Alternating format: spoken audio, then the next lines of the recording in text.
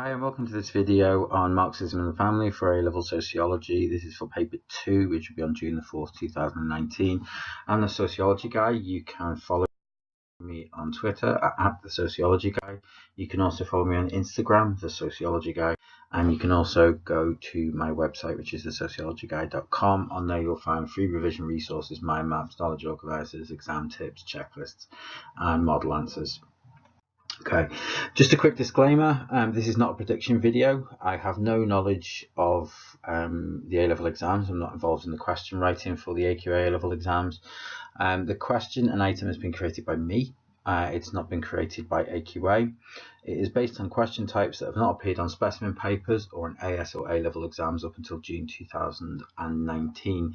And the essay structure is one way of answering the question. Other approaches may still score full marks.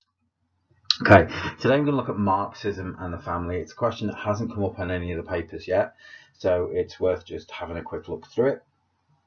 I've put an item on there. Marxists take a critical view of the family, of the role of the family in society. Some suggest the main purpose of the family is to serve the needs of capitalism. They argue that the family passes on ideas, norms and values to the next generation in order to ensure that capitalism and ruling class ideas remain dominant in society. However, other sociologists would be critical of this idea, stating that the family transmits a wide range of ideas on how the younger generation should act. And the question there is apply material from item A and elsewhere, evaluate the contribution of Marxism to our understanding of the family. Okay, a few things to pick out in the item. The fact that Marxists take a critical view. Okay, that's quite a good point to make, that Marxists will be quite critical of the role of the family.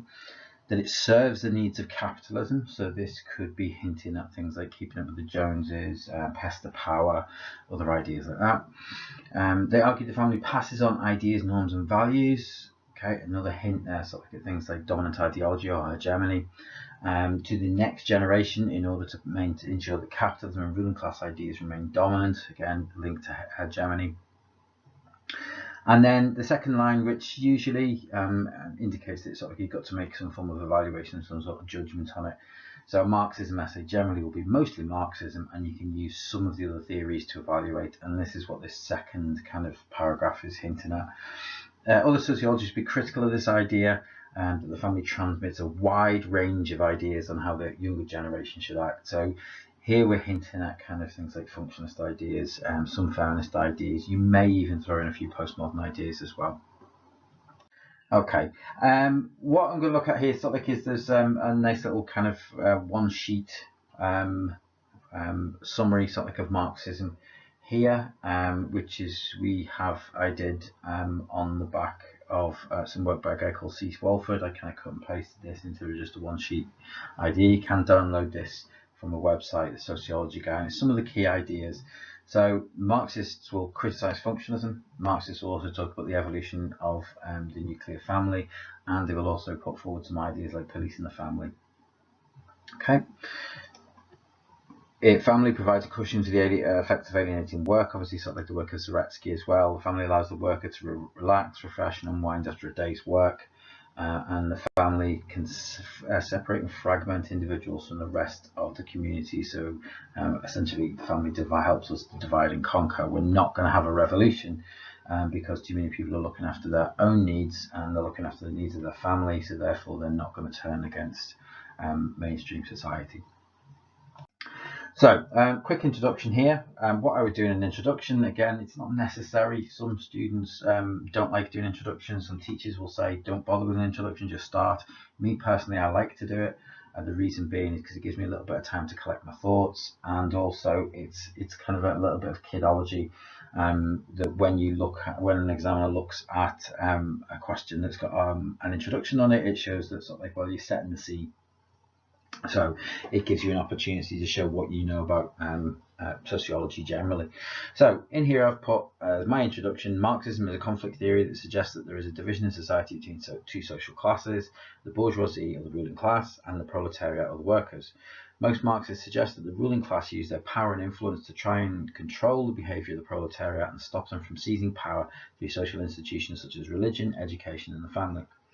Marxists suggest the ruling class use subtle means to manipulate families and make them serve the needs of capitalism, item A, This is achieved through passing on dominant norms and values, through creating false class consciousness, and ensuring families reproduce a new generation of docile and subservient workers.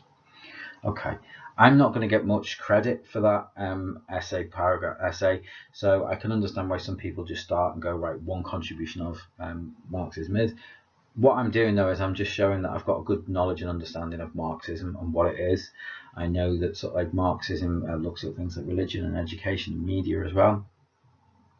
You'll also see I've referred to the item in there, 20 markers where it says apply material from the item and elsewhere. You do not specifically need to use the item. It's always good practice to look for the item because it'll give you a couple of hints. But unlike the 10 mark apply and analyze questions where you have to use the item, you don't have to specifically use the item. So if you've not used it, don't worry too much about it. You don't have to explicitly use it. Okay, for people who've watched my videos before, I've got a very simple format to my essays. I apply in the first line, then I will explain the reason, I will analyse it, I will show that I've got a deeper understanding of it, and then I will look to evaluate it. For a 20 marker, I would say 4 paragraphs is sufficient. 4 paragraphs where you've applied, you've explained, you've analysed, and you've evaluated is more than enough for top band on a 20 marker. The one thing you do have to add in, obviously, is a conclusion. That for me is a non-negotiable. You can make conclusions throughout the essay. So at the end of each paragraph, you could almost conclude and make a judgment on what you've just suggested. But I think it's good practice to sort of like have one little paragraph right at the end on top of those 4 that comes up with an overall conclusion, and that will really put you into that top band. So the first paragraph, one contribution of Marxism to our understanding of the family is how the family has evolved to being a monogamous nuclear family. Marxists would argue that this form of family came to be due to the needs of capitalism and to protect private property. Engels suggested that before the advent of capitalism, people were less likely to be involved in a monogamous relationship, but rather were part of a promiscuous horde. Monogamy only developed when the need to protect private property from others came about through inheritance laws. This meant that males, in order to ensure their property was passed down to the rightful heirs, controlled women's sexual behaviour and made them glorified prostitutes, exchanging heirs for financial security. Okay, a few key terms I've got in there, talking about things like the promiscuous horde is very much what Engels said, monogamy, inheritance, some big concepts in there, and the idea that we needed to have a nuclear family in order to make sure that we had rightful heirs. So there's quite a few little bits of sociology in that one paragraph. However, our evaluation, many other sociologists disagree with this idea. Functionalists such as Parsons suggest the nuclear family evolved from extended families, not as a result of inheritance, but rather in response to industrialization. If we think about functionalism and Marxism, they both say the same thing, but they say it happens for different reasons. They are the different sides of the same coin. Parsons, of course, would suggest that the reason why the nuclear family developed was because of geographical and social mobility, and that is obviously in stark contrast to what Engels is saying, which is the idea that it was inheritance that caused us to have nuclear families. Okay, furthermore, Laslett found in parish records that nuclear family has long existed and that Engels' ideas of polygamous tribes are merely theoretical assumptions, so there's no real evidence for it. Furthermore, more contemporary sociologists would suggest that the greater family diversity and technological advances have meant that monogamous relationships are no longer a necessity to protect inheritance. Things like DNA tests. Our family diversity is not stuck in this model of a nuclear family with a mum, a dad and their biological children anymore. We've moved on from that, which makes this idea slightly outdated, and we can still inherit property in postmodern society, in the new society, because of all of the different advances we've had both socially and technologically. Second paragraph, a second contribution of Marxists to understanding the role of the family is to the functions of the family performs for capitalism. Okay, Zaretsky suggests that one function the family serves for capitalism is to act as a safe haven for the worker. In having a family to come home to, the family absorbs the stresses and strains of the frustration and alienation the worker feels.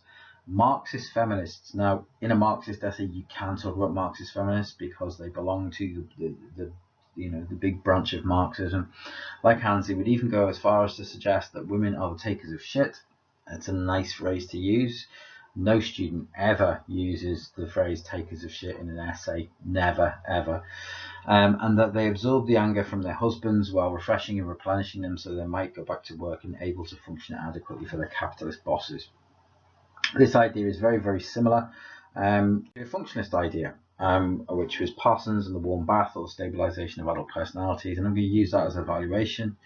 Other sociologists differ on this function. Functionalists suggest that the home stabilizes the adult personality. Parsons believed that having a family to come home to gave adults purpose in life. Furthermore, others would argue that the purpose of a family is to provide emotional support for its members rather than perform a purely economic function for the needs of capitalism. So in a way, there's two evaluations in there, both coming from this kind of functionalist viewpoint. The idea that sort of like the family provides a lot more than just refreshing and replenishing. What it does is actually stabilizes our personality. And another one saying that the family provides emotional support as well, rather than just purely economic support. Paragraph 3, Marxists would also suggest that the family serves the needs of capitalism through creating a false class consciousness. Okay, nice term to use, false class consciousness. It's a big concept. And that looks good when you use the big concepts.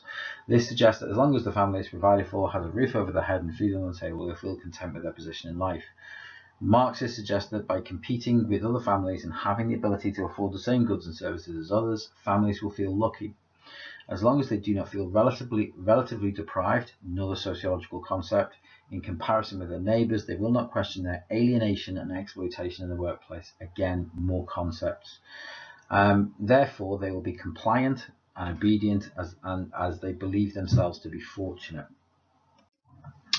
However, and this is quite a big evaluation really, because we're talking about sort of like how it's kind of outdated now, this idea of collectivism. However, it can be argued in today's individualistic society that keeping up with the Joneses is not enough to placate the desires of the family. Furthermore, it can be argued that many people are aware that they are being exploited, but are either too afraid to challenge or do not care enough to challenge their bosses. This acts to reinforce the status quo in society, with the bourgeoisie in control and proletariat as a subject class. In other words, the proletariat are still being exploited. So, whilst this is not necessarily a theoretical one, you could argue that sort of like this idea of individualism comes from the kind of new right and postmodern ideas of the family, that we are all individualistic. We can argue, you could even argue that sort of like they're in the keeping up with the Joneses. Well, not everybody wants to keep up with their neighbours. Not everybody wants a new car. Some people will make different choices, and that's because in our society we are more individualistic. A final contribution in paragraph 4 is the way in which the family socialises the next generation into the dominant ideology of society. Marxists would suggest that through the principle of stratified diffusion. Now, this is a term that usually comes from stratification rather than in the family, but stratified diffusion is the ideas of the middle class get passed down to the working class. So the ideas of the ruling class are passed down through the social hierarchy to the working classes. The family does not act alone in this process. Both the media and education help to transmit the norms and values of the ruling class onto the working classes, but working class parents will pass these norms and values down onto their children. Concepts such as meritocracy, the need to provide for one's family, obedience of authority, and the recognition of hierarchies, as well as forms of gender socialization, are passed down to the next generation, so they're primed to take on their role in society. So what we're saying here is Marxists are very critical of the process of socialization, because they think what we're doing is we're socializing our children into the dominant ideology of capitalism, or the dominant ideology of the ruling class. Our evaluation for this: however, functionalists, whilst agreeing that the family needs to pass on norms and values, because they do, both Murdoch and Parsons say that we need to socialise people into a value consensus, would suggest that this is for the betterment of society rather than to exclusively reinforce the dominant ideology or hegemony of the ruling class in society. We can come at this from a different angle. Feminists would argue that the most dominant ideology is not of the ruling class or of society as a whole, but instead of patriarchal values. So, in a way, what we're saying is that moves away from being juxtaposition. Sometimes we say feminists would say patriarchal ideals, but what I put in there is feminists would argue that the most dominant ideology, that's a judgment that has been made. It's not just juxtaposition. So we come to our final paragraph, and as I say, I use this as a smart ass paragraph. This is where you get an opportunity to show your real knowledge of sociology instead of doing sort of like a lot of the formulaic things. This is where you get to think a little bit creatively, think a little bit independently, and come up with a really nice evaluation of the contribution of Marxism. This is what I've done for it. In conclusion, Marxists have offered a critical insight into the role of family in maintaining capitalism and class inequality in society. Some Marxists, such as Donzelot, so here I've thrown in something new that we may not see in other essays. Donzelot and his idea of policing the family would suggest that the state tries to deliberately manipulate or police the family through a range of different agencies. However, there are limitations to the Marxist argument. It often ignores the diversity of modern family life. Always nice to use postmodernism with some of the big structural theories as an evaluation, because they're completely polar opposites. Sometimes functionalism, Marxism, feminism don't always explain what is happening in contemporary society, and using postmodernism to point that out is a really good way to evaluate any essay.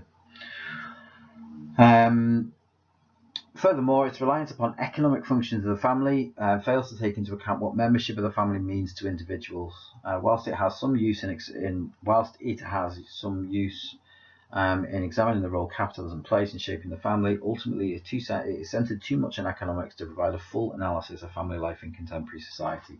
So what I've done is I've said, right, look, it's got some uses, but its big limitation is that it's focused solely on economics. The family means a lot more to people than just economics. Families stick together through hard economic times.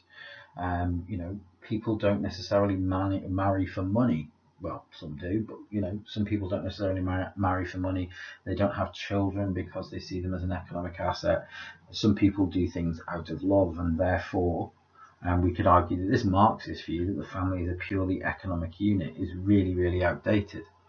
Maybe 40 or 50 years ago, when sort of like males and females would get together, and the male would be the breadwinner and the female would be they can take on the expressive role, we could argue that Marxism was a little bit more relevant.